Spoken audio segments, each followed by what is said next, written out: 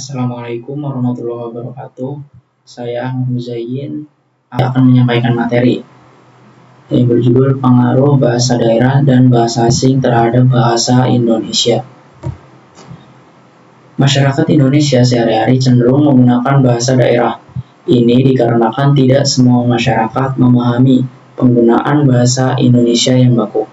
Selain itu, masyarakat merasa canggung menggunakan bahasa Indonesia yang baku di luar acara formal atau resmi. Akibatnya, bahasa Indonesia yang sering digunakan sering terafiliasi oleh bahasa daerah. Pengaruh bahasa daerah. Keanekaragaman bahasa daerah adalah kekayaan budaya yang harus dilestarikan dan menjadi ciri khas bangsa. Hal ini dapat menimbulkan kebingungan saat berkomunikasi antar daerah yang berbeda bahasanya. Di sini saya menggunakan bahasa Jawa sebagai contohnya, yaitu kata mengapa dalam bahasa Indonesia menjadi ngopo dalam bahasa Jawa. Lalu ada dampak positif penggunaan bahasa daerah, yaitu yang pertama, bahasa Indonesia memiliki banyak kosakata baru. Dengan adanya bahasa daerah, itu dapat menambah banyak kosakata baru di bahasa Indonesia. Sebagai contoh yaitu kata abang dalam bahasa Batak berarti kakak, sedangkan kata abang dalam bahasa Jawa berarti warna merah. Yang kedua, yaitu sebagai kekayaan budaya bangsa. Bahasa daerah dikategorikan sebagai kekayaan budaya bangsa Indonesia karena tidak semua negara memiliki bahasa daerah sebanyak bahasa Indonesia. Yang ketiga yaitu sebagai identitas dan ciri khas suatu suku atau daerah. Ini menjadi ciri khas karena setiap suku atau daerah memiliki bahasa daerahnya masing-masing dan juga logatnya masing-masing.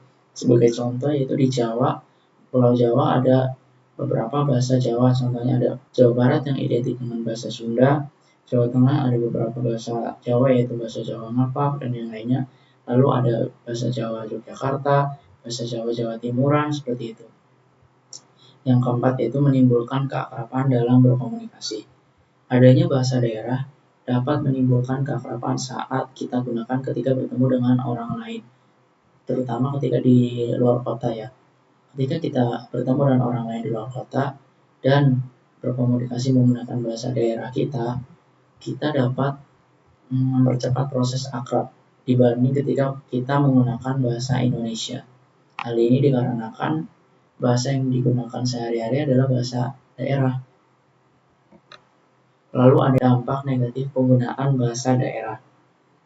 Yang pertama yaitu bahasa daerah sulit dipahami oleh daerah lain.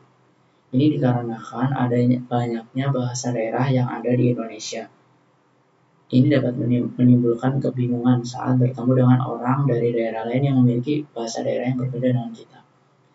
Yang kedua yaitu masyarakat kurang paham menggunakan bahasa Indonesia yang baku. Sebabnya yaitu Indonesia memiliki banyak bahasa daerah yang sering digunakan sebagai bahasa sehari-hari mereka. Sehingga ketika mereka mencoba untuk menggunakan bahasa Indonesia dalam berkomunikasi, itu biasanya tersambung dengan kata dari bahasa daerah mereka masing-masing.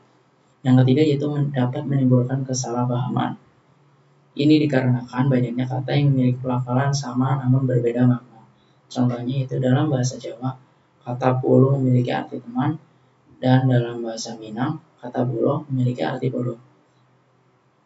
Dengan adanya hal tersebut, kita harus berhati-hati dalam penggunaan bahasa daerah dengan orang yang tidak sedaerah dengan kita, karena dapat menimbulkan kesalahpahaman. Selanjutnya ada pengaruh bahasa asing di Indonesia. Bahasa asing banyak menyerap unsur atau kosakata asing sejak awal pertemuannya. Penyerapan terjadi melalui beberapa jalurnya, yaitu ada jalur perdagangan, penjajahan, dan perkembangan ilmu pengetahuan. Untuk jalur perdagangan, itu bahasa Arab dan Tionghoa. Lalu ada jalur penjajahan seperti bahasa Portugis, bahasa Jepang, dan Belanda, dan jalur perkembangan ilmu pengetahuan seperti bahasa Inggris. Berikut ini adalah contoh data penyerapan kata asing. Di sini saya ambil contoh yaitu ada bahasa Arab, bidangnya itu agama Islam, kategori verba, contoh kosakatanya itu dalam bahasa Arab hajj, ketika diubah ke bahasa Indonesia menjadi haji. Selanjutnya yaitu contoh pengaruh bahasa asing. Ada beberapa contoh bahasa asing yang saya ambil. Yang pertama adalah bahasa Sanskerta. Bahasa Sanskerta adalah bahasa yang paling awal masuk ke Indonesia. Ini berkaitan dengan penyebaran agama Hindu. Contoh bahasa serapan dari bahasa Sanskerta yaitu adalah bencana berasal dari kata vancana, yang kedua anugerah berasal dari kata anugraha, dan yang ketiga istri berasal dari kata stri. Contoh yang kedua yaitu bahasa Tionghoa.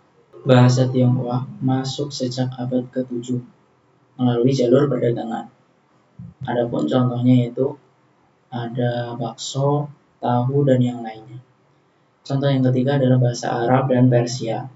Bahasa Arab dan Persia masuk ke Indonesia dibawa melalui saudagar kaya sejak abad ke-7, yaitu terkait dengan penyebaran agama Islam. Contoh bahasa serapan dari bahasa Arab yaitu abad, hadiah, sehat. Lalu contoh sarapan dari bahasa Persia yaitu acar, keju, saudagar, dan yang lainnya. Contoh bahasa yang keempat yaitu bahasa Portugis. Bahasa ini masuk dikarenakan Portugis merupakan bangsa penjajah yang pertama masuk yaitu sejak tahun 1511. Bahasa ini menjadi bahasa penghubung antar etnis. Contohnya yaitu algojo, bangko, dan meja. Selanjutnya contoh bahasa yang kelima adalah bahasa Belanda. Bahasa ini masuk setelah Belanda mengusir Portugis dan Belanda menjajah bangsa Indonesia. Masuk sejak abad ke-17. Bahasa ini menjadi sumber utama ilmu bagi kaum pergerakan. Contoh katanya yaitu bangkrut dan formulir. Selanjutnya ada pengaruh bahasa Inggris. Banyaknya kosakata bahasa Inggris yang diserap ke dalam bahasa Indonesia dikarenakan bahasa Inggris telah diakui sebagai bahasa internasional atau bahasa dunia. Bahasa ini paling banyak diserap karena pesatnya ilmu pengetahuan dan teknologi. Selain itu, bahasa Inggris juga salah satu bahasa yang diwajibkan mata pelajarannya ada di sekolah. Ada dua cara penyerapan bahasa Inggris, yaitu menyerap secara seluruhnya, baik dalam ejaan maupun pada ucapannya, dan yang kedua yaitu dengan menyesuaikan ejaan maupun ucapannya. Ini adalah contoh pola penyerapan dari bahasa Inggris. Yang pertama adalah akhiran kata tion atau sion. Ketika dirubah ke bahasa Indonesia, berubah menjadi akhiran si. Contohnya dari attention menjadi atensi. Lalu yang kedua ada akhiran kata t dirubah menjadi task ketika menjadi bahasa Indonesia. Contoh katanya yaitu activity dirubah menjadi aktivitas. Lalu yang ketiga yaitu if, akhiran kata if dirubah menjadi akhiran kata if ketika di Indonesia. Contohnya yaitu competitive berubah menjadi kompetitif ketika menjadi bahasa Indonesia.